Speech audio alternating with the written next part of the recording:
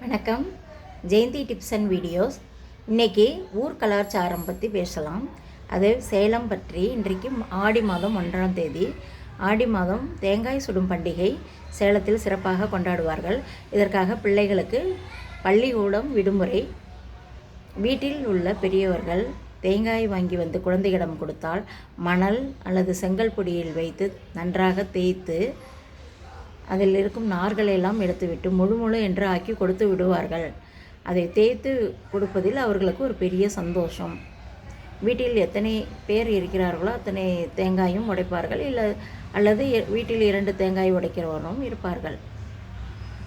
இதை கழுவி விட்டு பெரியவர்கள் தேங்காய்க்கும் குச்சிக்கும் மஞ்சள் தடவி அந்த தேங்காயை ஒரு கண்ணில் ஓட்டை போட்டு அதில் உள்ளே இருக்கும் தண்ணியை வெளியே எடுத்துவிட்டு அரிசி 2 ஸ்பூன், பாசிப்பருப்பு 2 ஸ்பூன் வறுத்தது, வெல்லம் 3 ஸ்பூன் எடுத்து பெரிய ஸ்பூனில் அந்த ஓட்டை வழியாக கொஞ்சம் கொஞ்சமாக போடுவார்கள். ஊசியை வைத்து தள்ளி தள்ளி விட்டு குத்தினால் உள்ளே இறங்கிவிடும். தண்ணி 3/4 பாகத்துக்கு விடுவார்கள். 2ம் கலந்து 3/4 பாகம் தேங்காயில் இருக்கும். இந்த குச்சியை ஓரத்தில் பென்சில் சீவுவது போல் சீவி அந்த ஓட்டையில் நன்றாக அழுத்தி அடைத்து விடுவார்கள். அடைத்து விட்டால்